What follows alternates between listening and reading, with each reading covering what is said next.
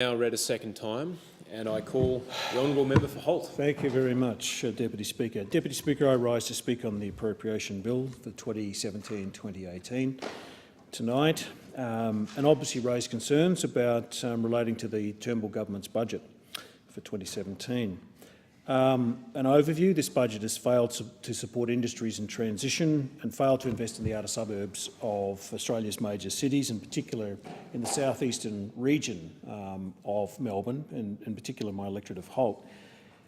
On a broader sense, though, I wanted to talk about the failure of governments, both state and federal governments, to deal with the issue of what I call disruptive technology and the havoc that it wreaks on good people that have made investments in good faith, who then have those investments taken away by these disruptive technologies that aren't regulated in the way that they are, and the impact that it has had on those industries, and one particular industry I'm going to mention, but also the fact that the governments of all persuasions are allowing these disruptive technologies to come in without appropriate regulation and oversight, and what the long-term consequences of that is going to be, I think, for our community and our society.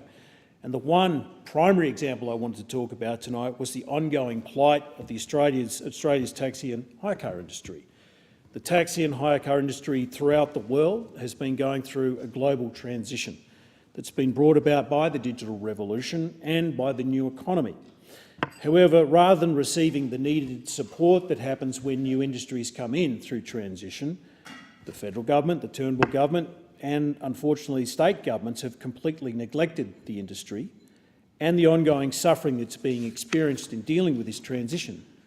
Now, many of my constituents and others would have read about the term global disruption to various industries. I think one of the first prime examples of this has been the global disruption to the taxi and hire car industry. This has occurred to changes in the way people can order a taxi and or other transportation services such as Uber. Governments around the world have responded in different ways to technologies and new industries like Uber.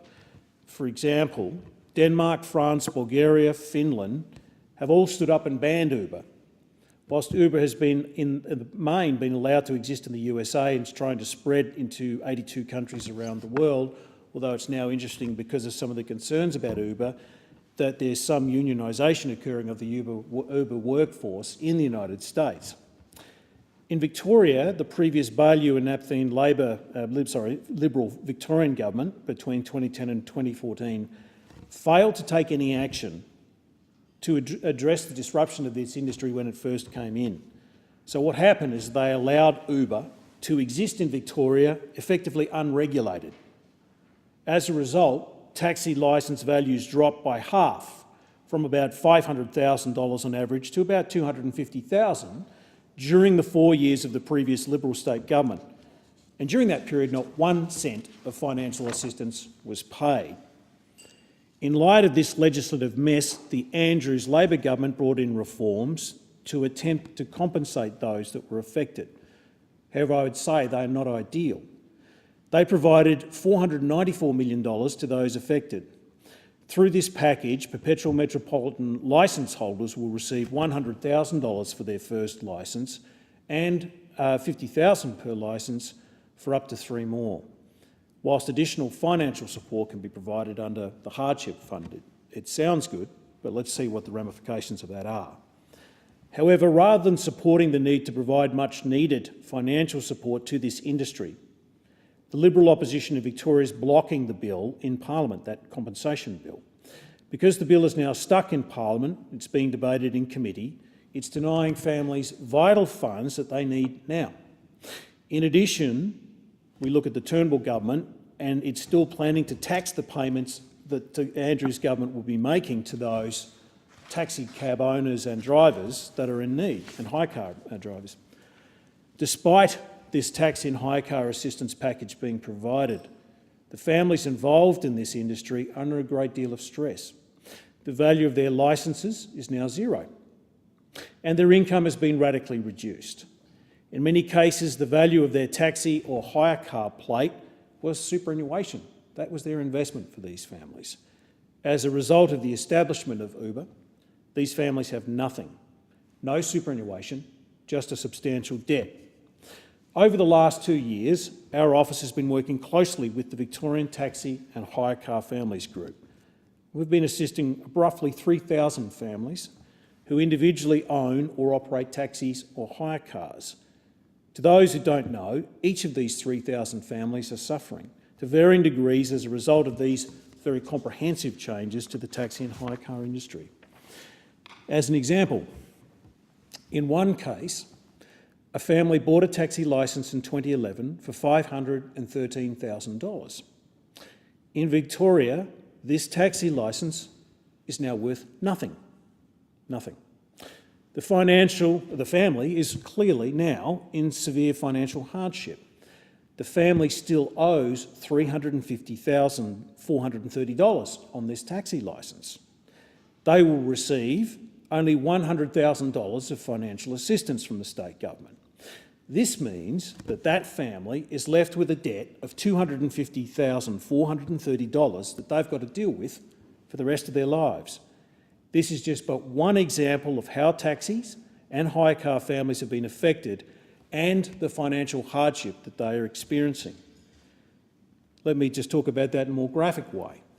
Since August 2016, the Victorian Taxi and Hire Car Families Group has compiled the following statistics from amongst their members. They believe, as a consequence of the hardship experienced by this transition, they have attributed 3 deaths of members due to ongoing stress, 11 families have had to sell their family homes, 6 families have had to go through a divorce, 5 members have suffered heart attacks, 4 members have experienced other severe health issues, 4 members are now experiencing cancer. Now, this situation can be mitigated if the state Labor government were to fully fund and provide additional financial support to those families that are struggling to cope at present. And I'd also call on the Turnbull government to commit to not taxing the payments of the Andrews Labor government is wishing to make as this financial assistance. The Victorian taxi and hire car industry wants a long-term future, and it's vital that Australian governments considering assisting the taxi industry. And there's a reason why I would do that. And I'll talk about Uber in a second. For example, the actual taxi industry looks at Uber, which has failed to fulfil its tax obligations, infringed workers' rights, and failed to provide insurance protection if a customer is injured in a crash in Australia in all cases, but that does not apply to the taxi industry. New operators providing transportation services should be treated like taxis and hire cars and not allowed to get away with not paying tax and disobeying Australian laws, and yet this is what is actually happening. The people involved in the taxi and hire car industry have done nothing wrong. They pay their taxes and they provide an essential service to Australians. In contrast, the families involved in the taxi and hire car families group believe existing laws are not being forced.